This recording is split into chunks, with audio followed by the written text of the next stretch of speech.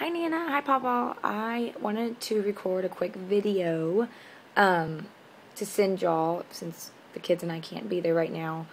I wrote something the other day. I was just kind of sat down and started recording down some thoughts and some things I was thinking about, which would be thoughts, and kind of just went after it and wrote a little thing, and I was going to read it to you just so that y'all know how much we think about y'all and how much you mean to us, and that you are both being prayed for nonstop.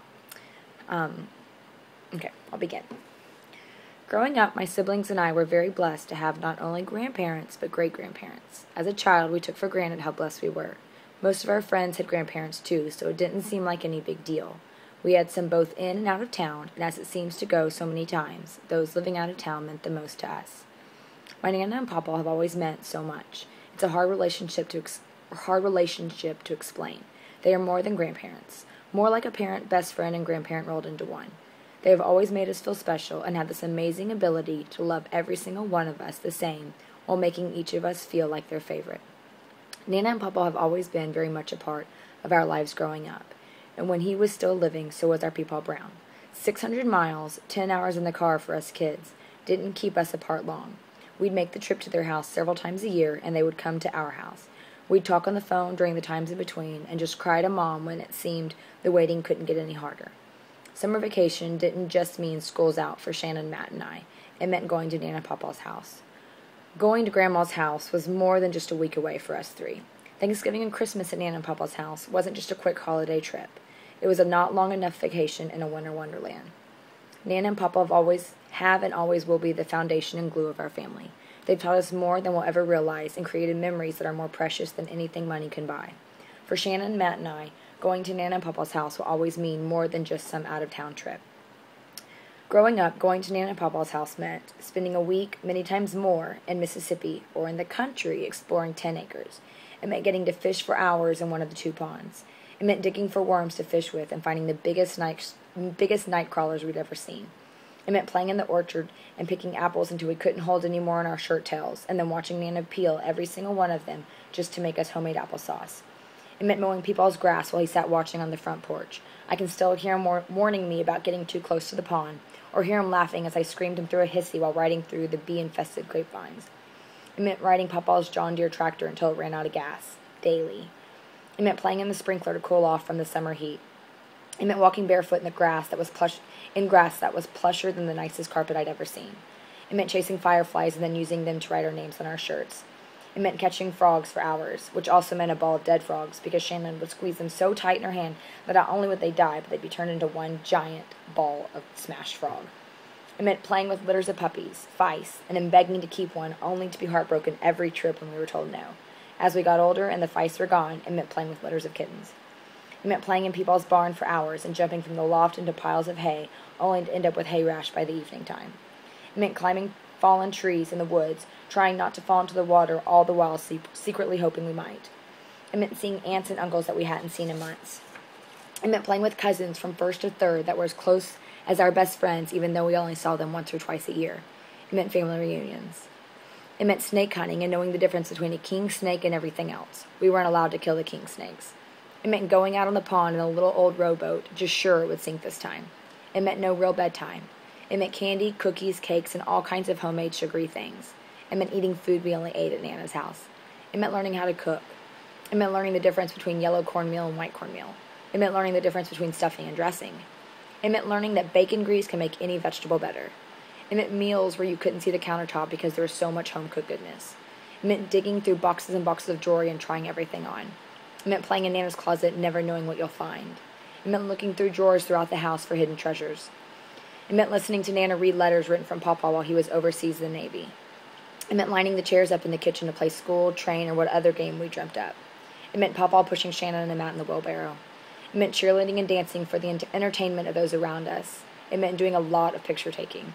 It meant bags of chips and boxes of cereal. It meant roller coaster road. It meant s'mores.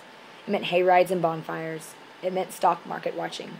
It meant sneaking out on the roof through the window in the girls' bedroom. It meant swinging from the grapevines only to learn that sometimes they won't hold you. It meant listening to Peepaw Brown tell us stories about his kids, my Nana, her two brothers, and sister, and wondering if it was all true.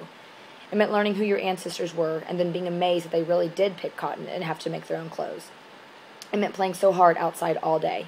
It meant head checks every night to rid us of any ticks we might have picked up during the day. It meant sibling fights. It meant a bratty sister that told stories on you and got her way a lot of the time because she was the youngest and PawPaw's girl. It meant playing with each other because it was all we really had to play with most days. It meant missing your friends and then your boyfriend when we got older for a couple of weeks while we were out of town. It meant telling all of our friends back home about Mississippi and them all wanting to go experience for themselves.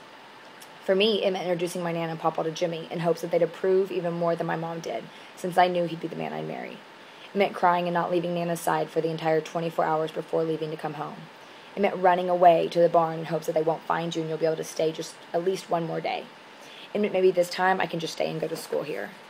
It meant crying all the way to Little Rock after our parents made us leave. It meant counting down the days until we got to go back. Going to Nana and PawPaw's house means all of this and more to me now. What's changed? I have kids of my own that I get to watch enjoy all the things I did growing up. It's harder too. Things have changed at Nana and PawPaw's house. Across the street no longer lives PawPaw Brown, but my aunt and uncle. My kids won't get to know their great-grandfather until they meet in heaven.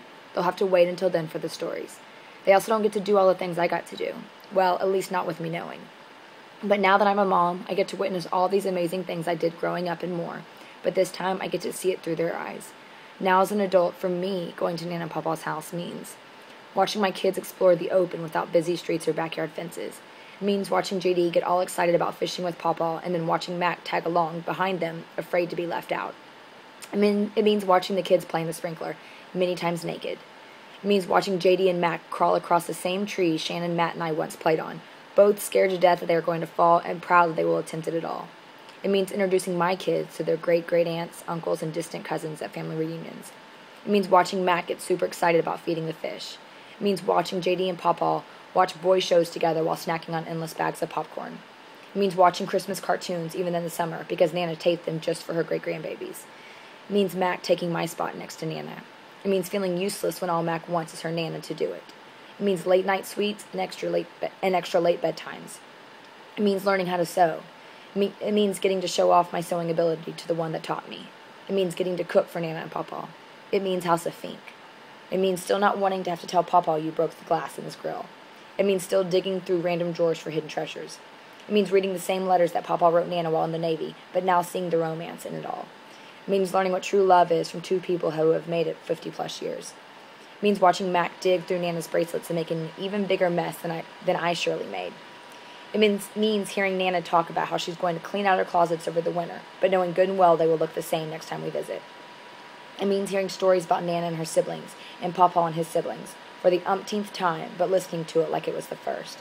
It means being amazed and proud of who my ancestors are. It means checking my kids' heads for ticks. It means taking pictures of my kids with their Nana and PawPaw.